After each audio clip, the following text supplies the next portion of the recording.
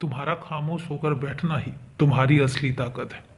लोगों को ना बोलकर अपनी ताकत का अंदाजा बताना पड़ता है, लेकिन तुम्हारी एक खासियत है कि जब तुम बहुत चुप हो जाते हो, जब तुम बहुत शांत हो जाते हो, तो ये समझ लो कि लोगों को शक होने लग जाता है कि तुम्हारे अंदर कुछ ऐसा चल रहा है जो बहुत ही ज्यादा खतरनाक साबित हो सकता है। इसलिए मैं तुमसे कहता हूं बार बार कि तुम्हारी खामोशी बहुत बड़ा हलचल पैदा कर सकती है और करती भी है।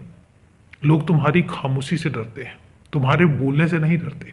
और इसलिए जिस चीज से लोगों में फर्क पड़ता है, जिस चीज से लोगों के अंदर सोचने की शक्ति जागृत होती है, उसी ताकत को आजमा कर रखो और उसी ताकत को बनाकर रखो।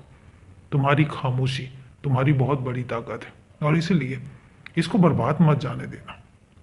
जब तुम्हें लगता है कि तुम्हें जहां पर बोलना चाहिए, गुस्सा करना चाहिए, वहां पर कुछ भी करने की जरूरत नहीं है। वहां पर सिर्फ खामोश हो जाओ, फिर देख तो कि क्या होता है।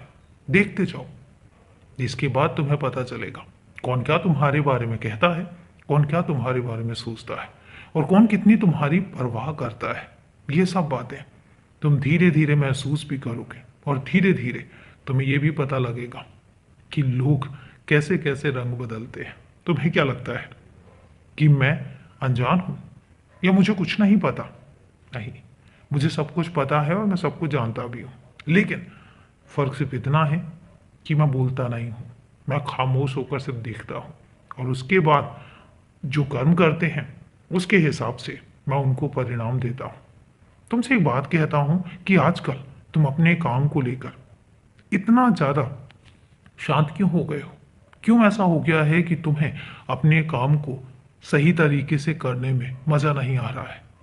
हो सकता है तुम्हें शायद उसका परिणाम उस तरीके से नहीं मिल रहा है और इसीलिए तुम खामोश से हो गए हो। लेकिन मैं तुमसे कहता हूं, फिर नए तरीके से शुरुआत करो। तुम्हारी तरक्की, तुम्हारी जीत, सब कुछ यहीं पर ही है, इसी में है। बस अपनी मेहनत को जाया मत जाने दो। मेहनत लगातार रखो, क्योंकि तुम्हारी मेहनत से ही तुम्हें उसका परिणाम मिलेगा। तुम्हारी मेहनत से ही तुम्हें तुम्हारी मंजिल मिलेगी। तुम इस तरीके से बैठ नहीं सकते और इसलिए अपनी दुनिया में हर काम करो, लेकिन जो तुम्हारा मुख्य कार्य है उसको तुम पीछे मत रखो, उसको भी बरकरार करके रखो, क्योंकि वही तुम्हें बहुत आगे तक लेकर जाएगा। मेरी बात को तुम समझ रहे होगे और इसलिए अब अपने मुख्य काम को नजरअंदाज कभी मत करना।